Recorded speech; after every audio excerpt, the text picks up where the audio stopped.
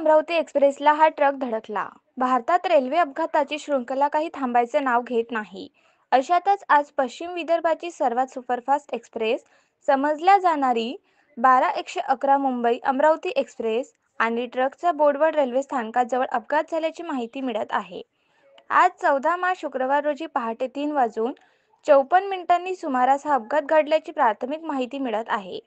अपघाताची माहिती होताच भुसावळ रेल्वे आपत्कालीन पथक अपघातस्थळी दाखल झाले आहे। ट्रकवरील ट्रक हटवण्याची प्रक्रिया सुरू आहे।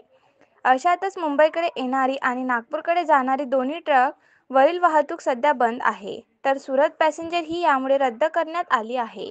मिळालेल्या माहितीनुसार बोदवड स्टेशन जवळ बंद असलेल्या गेटजवळ हा अपघात झाल्याची माहिती मिळत आहे, तर बंद असलेल्या गेटची सुरक्षा भिंत तोडून ट्रक ट्रॅकवर आला आणि तेवढ्यात अंबा एक्सप्रेस आली आणि अपघात घडला।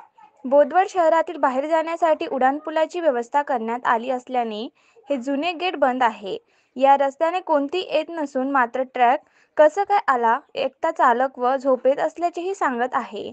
सुदैवाने कुठलीही जीवितहानी झाली नाही, मात्र मुंबई नागपूर दोन्हीकडील रेल्वे वाहतूक सध्या बंद असून लवकरात लवकर ट्रॅकवरील ट्रक हटवण्याचे काम सुद्धा युद्धपातळीवर सुरू आहे।